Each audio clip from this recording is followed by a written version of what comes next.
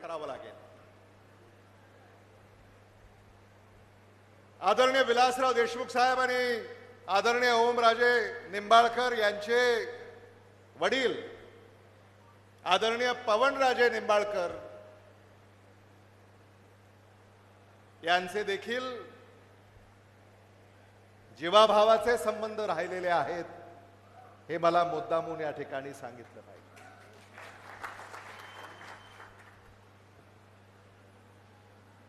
उस्मानाबाद आणि लातूर, लातूर आणि उस्मानाबाद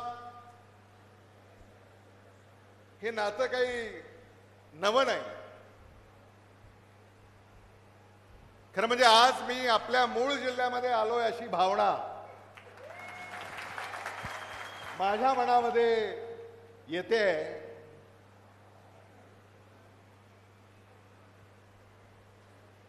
आम्ही सुद्धा उस्मानाबाद जिल्ह्याचेच. उस्मानाबाद जिल्ह्यातून लातूर तालुका हा 80च्या दशकामध्ये तालुक्याचा जिल्हा झाला आणि उस्मानाबाद लातूर हा इतिहास सुरू झाला.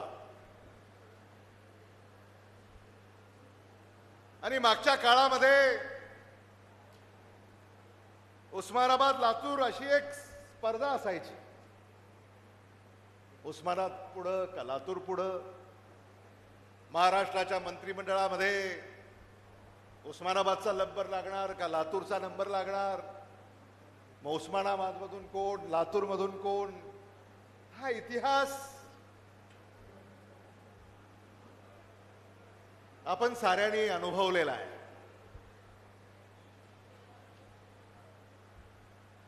आणि गेली अनेक दशकं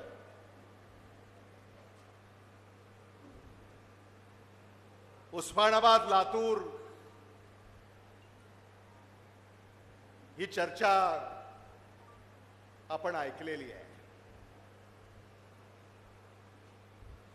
आदरणीय विलासराव देशमुख साहेबांना त्यांच्या कारकिर्दीमध्ये या साऱ्या संघर्षाला तोंड द्यावं लागलं. आपण एका भूमीतले, आपण एका प्रदेशातले. आज मला आनंद याचा आहे, ओमराजे, तुमच्या काळामध्ये लातूर आणि उस्मानाबाद किंवा लातूर आणि धाराशिव याचं नातं आता प्रेमाचं नातं आहे. आता हे नातं जिव्हाळ्याचं नातं आहे. हा बदल झालेला आहे आणि हा बदल शुभचिन्ह आहे असं मी म्हणालो तर ते चुकीचं होणार नाही. आदरणीय मधुकरराव चव्हाण साहेब, तुम्ही याचे साक्षीदार आहात. ते काँग्रेसचं नेतृत्व करत आलेले आहेत, पण या आघाडीच्या राजकारणामध्ये किंबहुना आघाडीच्या राजकारणाच्या पूर्वी देखील उस्मानाबाद जिल्ह्यामध्ये जी स्पर्धा राजकीय असत त्याचा तोटा तुम्हालाही बसलेला आहे.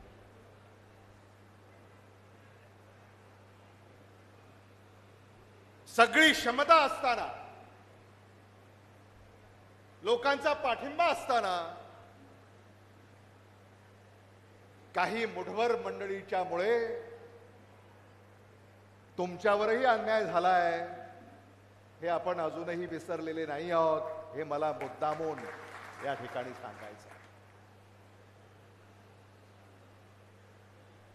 आदरणीय मधुकरराव चव्हाणांना संधी कधी मिळाली?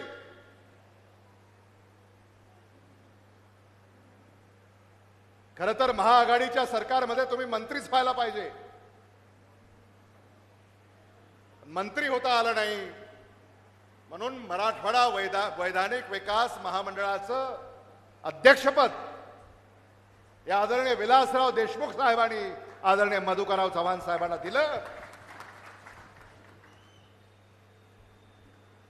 आणि एका अर्थानं तुमची समजूत काढण्याचा प्रयत्न त्या काळामध्ये झाला असावा असं मला विनम्रपणे या ठिकाणी मांडावंसं वाटतं. उर्वरित महाराष्ट्र वैधानिक विकास महामंडळ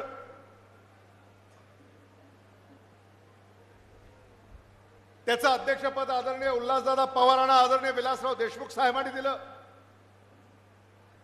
हा काळ आपण अजूनही विसरलेले नाही आहोत. आणि आदरणीय मधुकरराव चव्हाण साहेबांची या सभेला उपस्थिती म्हणजे ओमराजे निंबाळकर तुमच्या पाठीशी, त्यांचा आशीर्वाद हा खंबीरपणे उभा करण्यासाठी ते या ठिकाणी उपस्थित झालेले आहेत.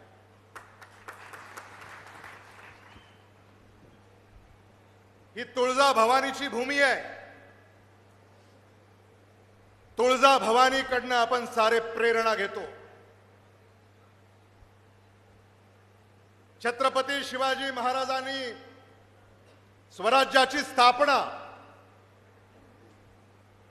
आई तुळजा भवानीच्या आशीर्वादाने केली. हे आपण अजूनही विसरलेले नाही आहोत.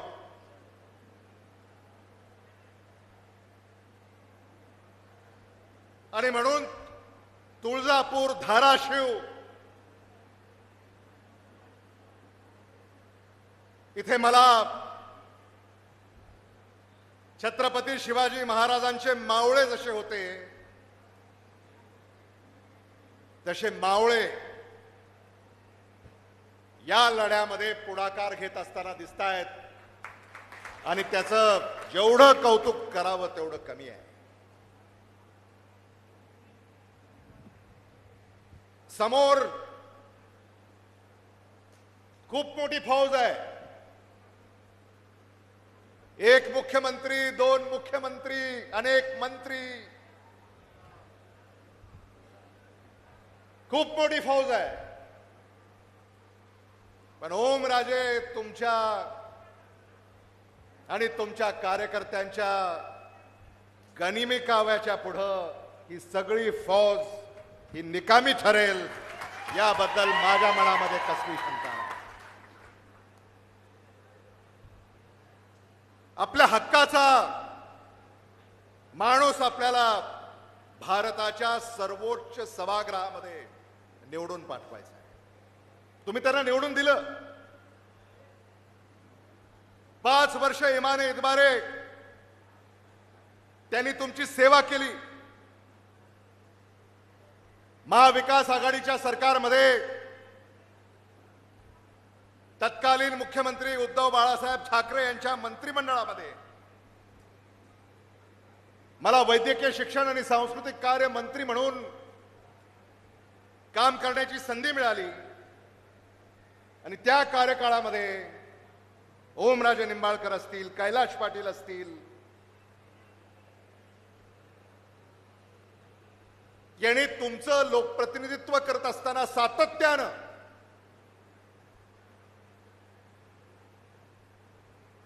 धाराशिवला आपल्याला काय करता येईल याचीच चर्चा केली. जिल्हा तिथं वैद्यकीय महाविद्यालय व रुग्णालय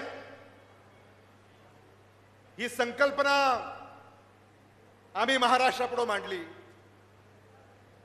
आणि मराठवाड्यामध्ये उर्वरित जिल्ह्यामध्ये वैद्यकीय महाविद्यालय व रुग्णालय याची मंजुरी देण्याची वेळ जेव्हा आली तेव्हा मराठवाड्यातली महाविकास आघाडी सरकारच्या कार्यकाळातली पहिली मंजुरी ही धाराशिव वैद्यकीय महाविद्यालय व रुग्णालय याची होती. आणि यासाठी ओमराजे निंबाळकरांनी, कैलाश पाटलांनी अनेक बैठका घेतल्या. तत्कालीन मुख्यमंत्री उद्धव ठाकरे यांचे मला आभार मानावे लागतील. की क्षणाचाही विलंब न लावता त्यांनी वैद्यकीय शिक्षण मंत्रालयाच्या या प्रस्तावाला मंजुरी दिली आणि आज तुमच्या हक्काचं वैद्यकीय महाविद्यालय व रुग्णालय आपल्या जिल्ह्यामध्ये धाराशिवमध्ये उभं राहिलंय। तिथं सामान्य माणसावर उपचार होत आहेत, सामान्य कुटुंबातील विद्यार्थी विद्यार्थिनी वैद्यकीय शिक्षण घेत आहेत। धाराशिव जिल्ह्याचं भवितव्य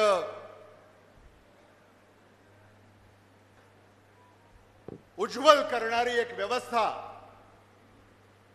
धाराशिव वैद्यकीय महाविद्यालय व रुग्णालय याच्यामुळे या ठिकाणी अस्तित्वात आली। हे मला मुद्दामून या ठिकाणी आपल्यापुढे मांडावंसं वाटतं आणि त्याचं सारं श्रेय आपल्या उमेदवाराला ओमराजे निंबाळकरांना जातं, हे आपण समजून घेतलं पाहिजे।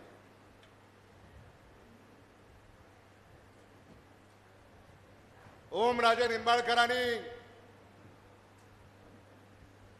खासदार म्हणून काय केलं हे ठळक सांगा असं तुम्ही सांगितलं, आम्ही टीव्हीवरही पाहिलं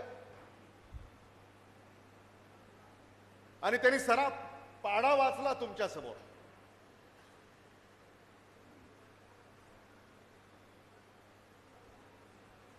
एवढं काम ओमराजे निंबाळकरांनी या ठिकाणी केलेलं आहे आणि या कामाची पावती आपल्याला येत्या 7 मे रोजी द्यायची आहे। हे पक्क आपल्या डोक्यामध्ये लक्षात ठेवलं पाहिजे। भारतामध्ये सत्ताधाऱ्यांच्या विरोधामध्ये हवा आहे, महाराष्ट्रामध्ये सत्ताधाऱ्यांच्या विरोधामध्ये हवा आहे आणि या हवेचा जोर मराठवाड्यामध्ये अधिक आहे आणि त्याही पेक्षा अधिक या हवेचा जोर धाराशिवमध्ये आहे, हे मला आपल्याला सांगायचं आहे। मराठवाड्यामधल्या 8 जागा, 8 पैकी 8 जागा महाविकास आघाडी जिंकणार।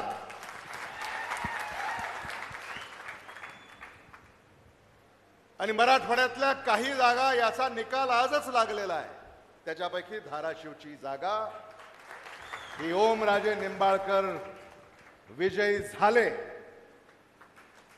असा निकाल तुम्ही लावलेला आहे। आता याची फक्त निवडणूक आयोग औपचारिक घोषणा 4 जूनला करणार आहे।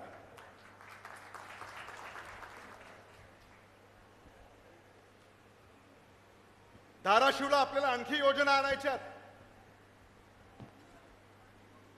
मराठवाड्याच्या हक्काचं 21 टीएमसी पाणी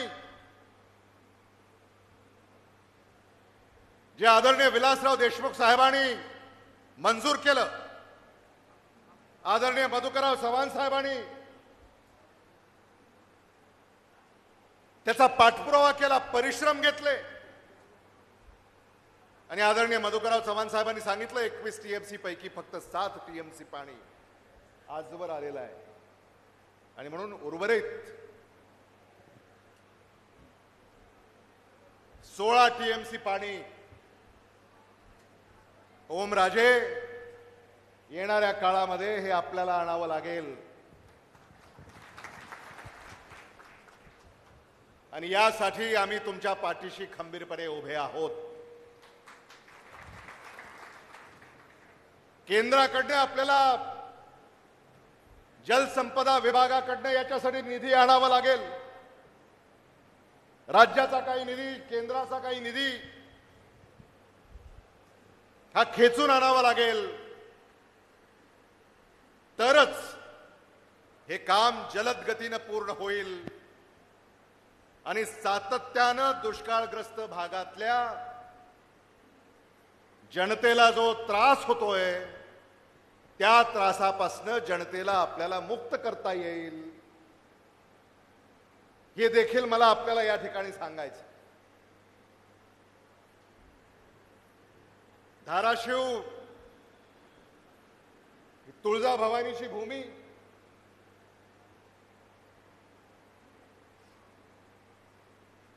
छत्रपती शिवाजी महाराजांनी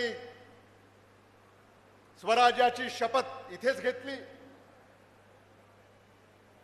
आणि काय जादू आहे या भूमीमध्ये. आता सौर ऊर्जेसाठी धाराशिव जिल्हा हा क्रमांक 1 चा जिल्हा आहे असं म्हणतात. सौर ऊर्जेसाठी देशामध्ये काहीतरी जादूच असेल. लातूर नाही पण धाराशिव आहे, सोलापूर नाही पण धाराशिव आहे, बीड नाही पण धाराशिव आहे. काहीतरी या भूमीची ख्याती आहे. म्हणजे धाराशिववर सूर्य प्रसन्न आहे, सूर्याची किरण प्रसन्न आहेत. आणि म्हणून येणाऱ्या काळामध्ये धाराशिवला सोलर डिस्ट्रिक्ट ऑफ इंडिया म्हणून आपल्याला नावारूपाला आणता आलं तर त्याच्यासाठी देखील आम्ही प्रयत्न करणार आहोत. विजेचे दर आता खूप वाढत चाललेले आहेत आणि ओम राजे एकदा धाराशिव जर solar district of India, solar district of Maharashtra जर झाला तर या सोलर एनर्जीवर उभे राहणारी कारखानदारी इथं धावत पळत येईल. कारण आता सौर ऊर्जा ही फक्त 3 रुपये प्रति युनिट आहे आणि कोळशावरची वीज 17 रुपये, 15 रुपये, 13 रुपये असे त्याचे दर आहेत. आणि म्हणून आता उद्योजक देखील कोळशाची वीज आता घेत नाहीयेत आणि सौर ऊर्जेची वीज ते घेत आहेत. हा बदल होत चाललेला आहे आणि म्हणून येणारा काळ हा धाराशिवचा आहे असं मी म्हणालो होतं ते चुकीचं होणार नाही. महाविकास आघाडीचं सरकार या महाराष्ट्रामध्ये येणार. उल्हासदादा, आपण काळ्या दगडावरची पांढरी रेघ आहे असं आजपर्यंत म्हणत होतो, पण आता त्याच्यात बदल झालेला आहे. महाराष्ट्रामध्ये महाविकास आघाडीचं सरकार येणार. ही काळ्या दगडावरची भगवी रेघ आहे. नव्या उपमा आता लोक देत आहेत.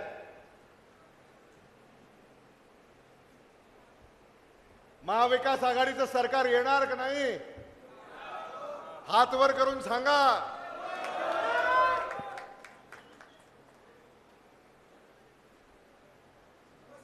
लोकसभेच्या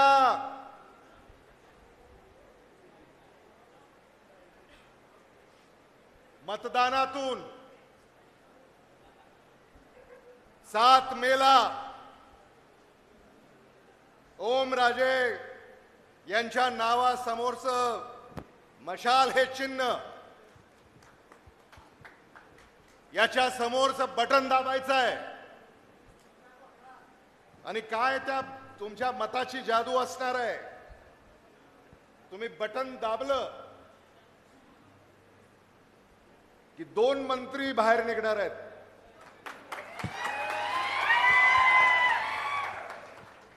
2 मंत्री, भारत सरकारचे मंत्री ओमराजे निंबाळकर, महाराष्ट्र सरकारचे मंत्री कैलाश पाटील.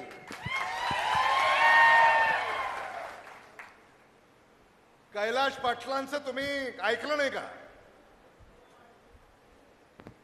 फोडाफोडी जेव्हा या राज्यामध्ये सुरू होती, त्या फोडाफोडीचा कलंक त्यांनी आपल्या स्वतःवर लावून घेतला नाही.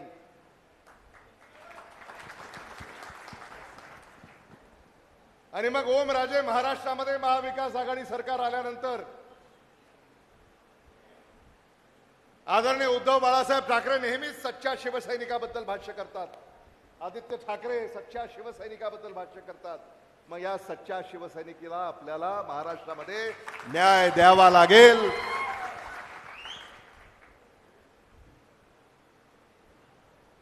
आणि या काँग्रेसची काही शिफारस जर चालली तर आम्ही आपली शिफारस नक्की करू. हे देखील ते एक झालं की दुसरं होतंय, दुसरं झालं की तिसरं होतंय, काही काळजी करू नका. ती शिफारस देखील आम्ही करू. हे चांगली माणसं पुढे आली पाहिजे. खरं म्हणजे ओमचं आणि कैलासचं उल्हासदादा खूप कौतुक करावं लागेल. सामान्य कुटुंबातली शेतकऱ्याची ही मुलं आहेत.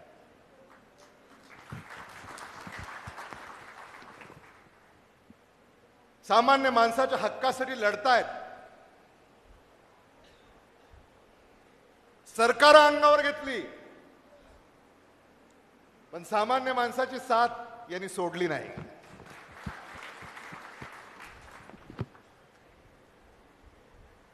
म्हणजे छत्रपती शिवाजी महाराजांना जे अभिप्रेत आहे ते यांच्यामध्ये आपल्याला पाहायला मिळतं. संविधानाचं रक्षण हे आपले लोकप्रतिनिधी करणार आहेत.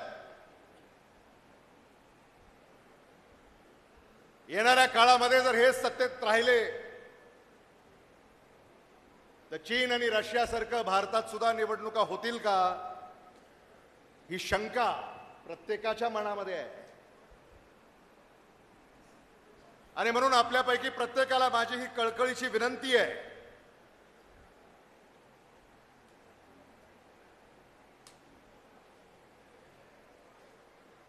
या निवडणुकीमध्ये तुमच्यापैकी प्रत्येकाला भूमिका बजावायची आहे. तुमच्यापैकी प्रत्येक जण ओमराजे निंबाळकर आहे हे समजून कामाला लागायचं आहे.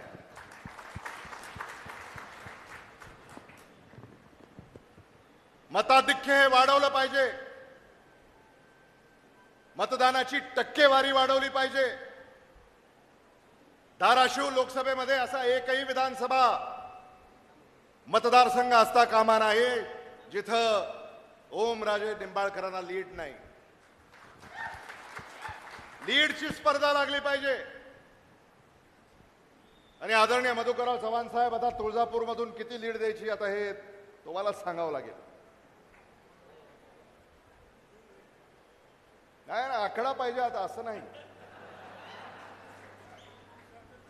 आता हे मावळे ऐकतील का मग?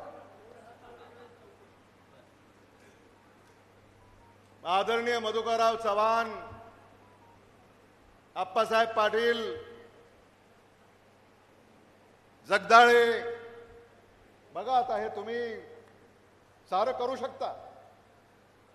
आणि म्हणून धाराशिव लोकसभा मतदारसंघामध्ये सर्वाधिक मताधिक्य आई तुळजाभवानीच्या भूमीतून तुळजापूर विधानसभा मतदारसंघाने द्यावं असं आव्हान मी आपल्याला या ठिकाणी करू इच्छितो.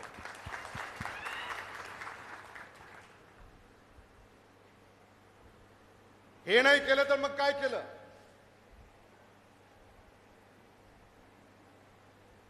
आणि हा उत्साह जो मला तुमच्यामध्ये दिसतोय, हा उत्साह मी खूप कमी ठिकाणी पाहिला.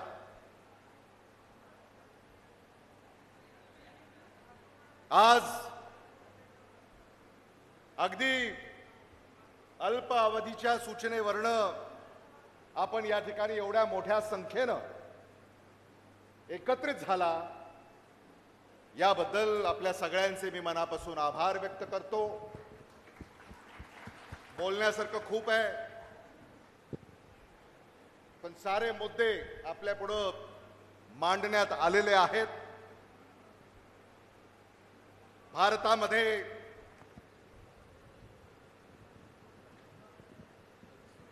सत्ताधाऱ्यांच्या पायाखालची वाळू ही घसरत चाललेली आहे. त्यांना 400 पार हा जो काही आकडा ते सारखं टीव्हीवर येतंय रोज, काही खरं नाही. महाराष्ट्रामधला ताजा सर्वेक्षण आहे की महाराष्ट्रामध्ये 48 जागांपैकी 39 जागा महाविकास आघाडी जिंकणार आणि महायुतीला एका आकड्यात महाराष्ट्रातला जो बहादर मतदार आहे, एका आकड्यातच त्यांना गुंडाळल्याशिवाय राहणार नाही, हे मला मुद्दामून या ठिकाणी सांगितलं पाहिजे. आणि म्हणून महाराष्ट्राचे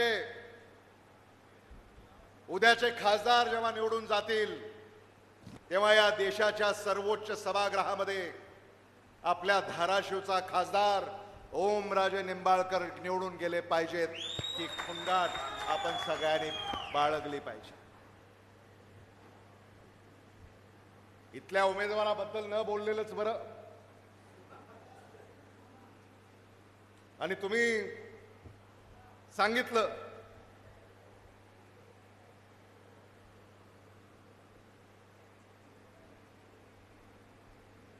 त्यांच्या बाबत सत्तेतून पैसा, पैशातून सत्ता, या पलीकडे यांनी कधी कसला विचार केला नाही. मगाशी कोणीतरी म्हणालं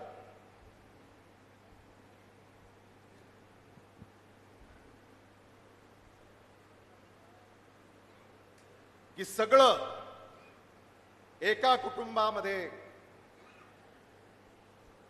एकवटण्याचा जो प्रयत्न चाललेला आहे,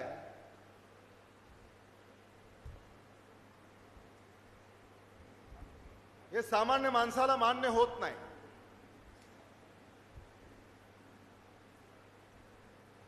म्हणजे राष्ट्रवादी काँग्रेस पक्ष जो न्यायप्रविष्ट आहे, तोही आमच्याच कुटुंबामध्ये, भारतीय जनता पक्ष तोही आमच्याच कुटुंबामध्ये, आणि आता न्यायप्रविष्ट शिवसेना हा देखील आमच्याच कुटुंबामध्ये. आणि म्हणून महायुती चं सरकार आपण ऐकलंय, पण महायुती कुटुंब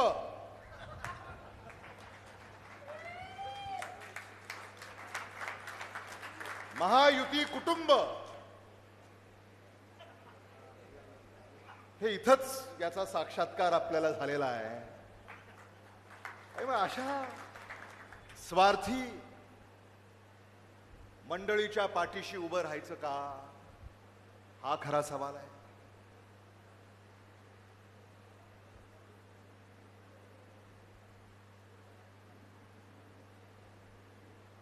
आणि महायुतीचं सरकार काय पुन्हा येत नाही, कारण ओमराजे महाराष्ट्राचा इतिहास आहे.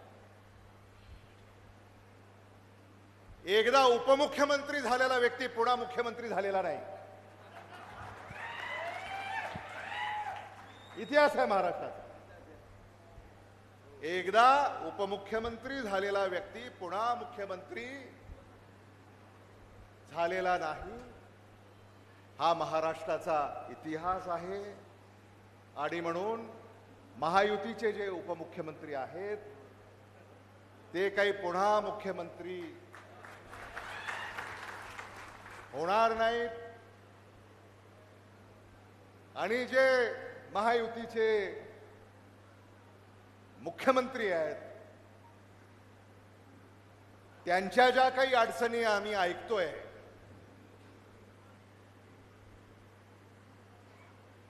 त्यांना जे कचाट्यात पकडण्याचा प्रयत्न झालेला आहे, एकही खासदार आता त्यांचा निवडून येणार नाही. म्हणजे मराठवाड्यामध्ये शिवसेना उद्धव बाळासाहेब ठाकरे यांच्या 4 जागा आहेत. छत्रपती संभाजीनगर, हिंगोली, परभणी, धाराशिव. टीव्हीवर आम्ही पाहिलं आणि टीव्हीवर येण्या अगोदरच आम्ही असं सांगितलं होतं की शिवसेना उद्धव बाळासाहेब ठाकरे यांच्या पक्षाच्या या 4ही जागा मतदार निवडून देतील.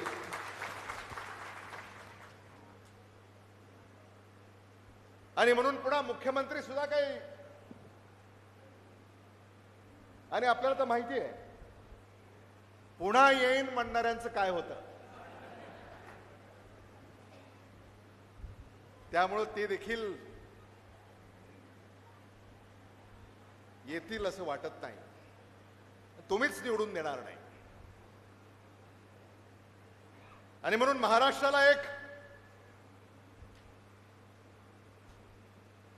नव्या पहाटेची महाराष्ट्र वाट पाहतोय आणि ती तुम्हाला साकारायची आहे. मुख्यमंत्री कसे असावेत? यशवंतराव चव्हाणांसारखे, शरद पवारांसारखे, शंकरराव चव्हाणांसारखे, वसंतदादा पाटलांसारखे, AR अंतुलेंसारखे, वसंतराव नाईकांसारखे.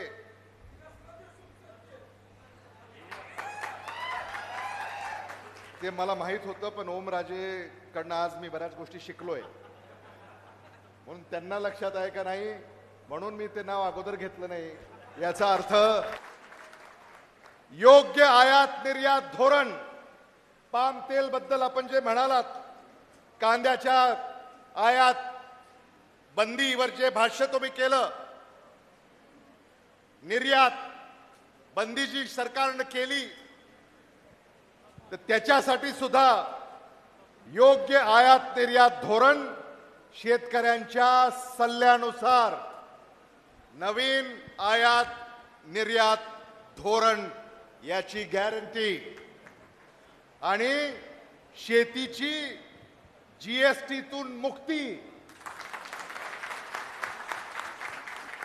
शेतकऱ्यांना लागणाऱ्या सर्व उपकरणावरील GST काढून टाकणार ही गॅरंटी.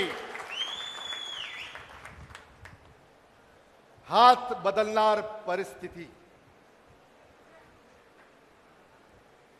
आणि म्हणून याच्यासाठी आपल्याला इंडिया अलायन्स सरकार याला पाठिंबा द्यायचा आहे.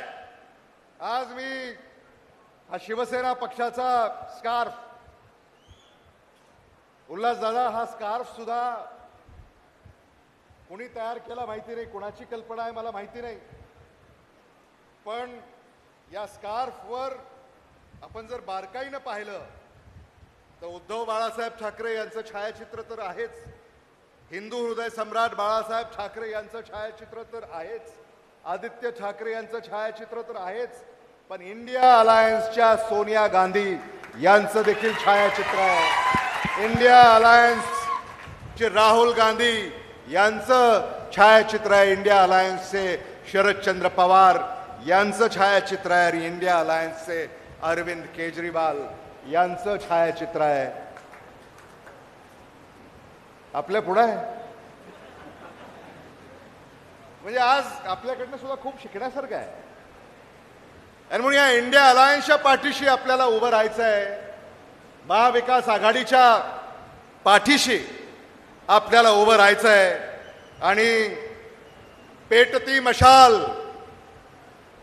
घेऊन हाती, माझ्याबरोबर आपल्याला सगळ्याला म्हणायचं आहे,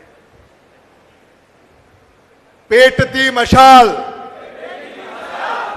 पेटती मशाल घेऊनही हाती, वाजवावी विजयाची तुतारी.